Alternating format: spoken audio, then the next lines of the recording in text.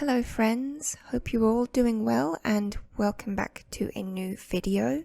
Today I'm going to show you how I do my simplified stylized sketch portraits. And I really think this method could help a lot of people for a number of different ways. And the key element here is simplifying. We're not here for a crazy amount of details, but we want to use our lines efficiently to get the most out of our sketch. Now I realize that this sounds really scary and too technical, but trust me, it really isn't, and it's really going to stop you just overthinking your sketches. So let's get straight into it. Now I'm not going to get into the technicalities of facial proportions and how to structure a face, because you can learn all that already on YouTube, or you could do the Andrew Loomis method, or you can find Michael Hampton's books. All excellent resources, by the way, which I truly recommend. So you'll need to go into this with a fairly sound knowledge of proportions of facial features. I've been doing portraits for maybe 10 years now, so I have learned all of the rules just to break them back down again. And this is the key understanding for when you want to finally stylize your own portraits. However, that does not also mean that I am immune to not having a clue what things look like. So as always, and I'll always recommend this every time, forever, for the rest of my life, you need to get a good reference. And the first place that I always turn to is Pinterest. When I'm doing these sketch pages, I like to get a variety of face angles, and this is just a sketch pencil drawing, so I don't want to worry too much about finding something with strong lighting or any of that kind of stuff. That's for another time and another tutorial where I can go through the lighting. I usually spend a lot of time picking references. Sometimes I might be scrolling for longer than my actual drawing session, but sometimes my homepage on Pinterest is just on fire and I cannot leave it until I've collected as much as possible. You all know what I mean. I have lots of different folders on my Pinterest for how I like to save all of my references, and you should do that too. So I normally have things like anatomy studies, hand or feet studies that are separate, lighting studies, all-around inspiration, landscapes. So I have them all segregated into different folders so that I can find them when I need them. Once you have the basics of proportion and how to draw a face, it's really important then that you can bend these proportions to fit your own style. And that's something that's completely up to you and your influences and how you like to draw. And if you feel like that you don't have a style yet, that is something that is slowly going to develop over time. It is not something that you can just pick up one day and you develop a style just from drawing or copying something. This is something that takes probably years. So please don't get discouraged if when you draw a portrait or you're attempting a stylized portrait, it doesn't turn out the way you want. Don't worry about that. You just have to keep going and keep practicing, keep trying, because it will happen eventually. Our styles are shaped by what inspires us. Let's get into the materials used. So we do not need a great number of materials just to do a pencil sketch. I have a sketchbook. It's a Moleskine generic sketchbook. It's one of the thinner page ones. And the pencil I'm using is a mechanical Rotring Visuclick and a 0.5mm pencil.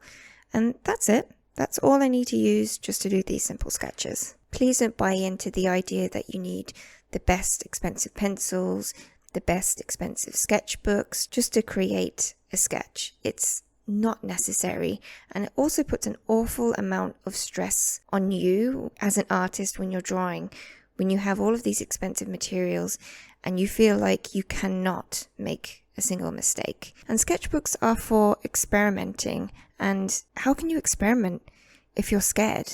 It's just not possible. So don't worry about that stuff. I drew this portrait in about 8 minutes, and that is quite quick. I can admit to that. It's fairly quick. The reason why it's quick is because I've been doing this for a long time, and I have found the way that works for me to minimize the amount of time that I need to make a sketch. And the reason I do that is because I am not wasting time on unnecessary pencil strokes. They are deliberate. Even though they look messy, they are deliberate. But speed is not important, because that is something that will pick up over time with the more experience that you gain. So as you see, I draw a circle.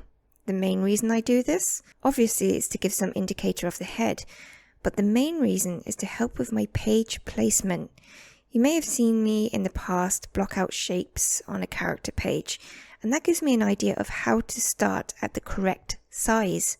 If I don't do this, I will always draw too big. Without fail, I always draw too big. So that is why I always just place the circle on the page. And then the second reason is I use the circle to give a general idea of the facial features placement. Now getting back to the sketch that you see me drawing right now, you can see that I've already done the circle for the placement, and I've also done the initial sketch. So those are very loose, flowy lines.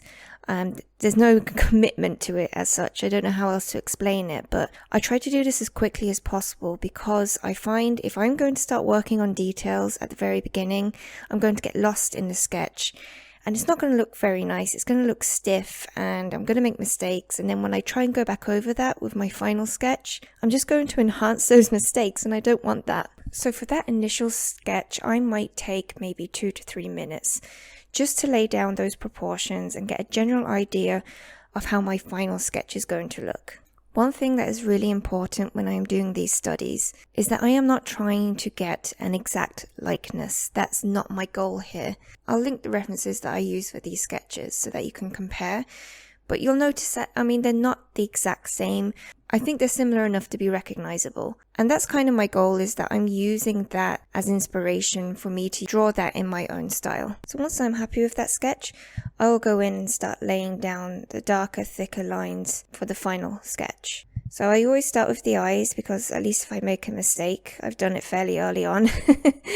And you notice that I'm not doing a lot of shading, and what I use to shade is more of a hatching technique or even just lines. I don't do cross hatching, and I use this technique just to show that there is volume to the face. And I've slowed this video down a little bit. I think it's about double the speed, maybe less, maybe 1.5 times the speed.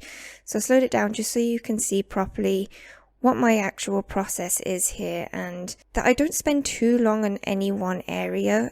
So you'll also notice that I do like to do some really solid areas of just pure black, and that's just to insinuate more shadow or a stronger shadow. And I like to do that normally just under the bottom lip and also for the nostrils, because there has to be some sort of contrast to make this sketch appealing, but also to have some element of accuracy and some element of realism. Even though it's a stylized sketch, it has to come from a place of reality, right? For it to make sense to me and to the viewer, and for it to be appreciated as such. So I do like to mix up the level of depth to my pictures with solid darkness and also lighter sketch lines.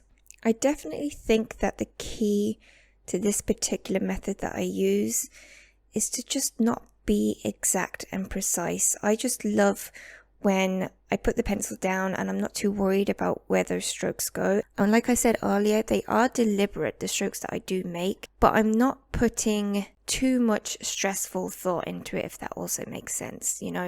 I do want to emphasize the shadows and I want to emphasize the depth of the picture that I'm drawing, but I don't want to overthink it either. And I think overthinking is the bane of many artists and is the thing that can just completely shut them down and stop them from drawing. So it's really nice to just be kind of loose and flowy and just kind of see where that pencil takes you. So, to sum up a few tips that I use to help with my stylized sketch portraits. References, always. Pinterest is your best friend, so stop cheating on her with your imagination. Try to develop a good understanding of facial proportions before you decide to stylize. You gotta learn the rules to break them, so this means practice. Practice a variety of different face angles. Not only does this help with your entire understanding of the head anatomy and proportions, but it's also way more interesting. Yeah, you better not skip on those profiles. I know they're tough, but just do it. It doesn't need to be perfect. Allow the mistakes to happen. You'll learn from next time. Which leads me to, don't spend all day on a sketch. Speed isn't important, but think of what you could have done with all that time you agonized over your sketch. You'll become quicker and more efficient over time, but that'll never happen if you don't let it. Mark out the area where you want your portrait to fit. Trust me on this, it works. Sketch light for your initial proportion placement and start bringing in contrast and darker lines for your final sketch. A good way to save time is to use lines and hatching to shade and bring volume to your sketch, and don't forget that line weight. High contrast packs more of a visual punch. Add some solid black shadows while leaving other areas white. Enjoy the process, and give yourself a pat on the back for picking up that pencil today and doing a sketch. It's hard sometimes. So here's my finished page. I hope you like it. Drop a comment if you do. And this is what a typical sketch session looks like for me. Oh, and don't forget to date your artwork. It's great to look back and see how much you have improved. Really hope you enjoyed this video of how I approach my sketchy pencil portraits. If you enjoyed, please consider liking and subscribing, and I'll see you in my next video.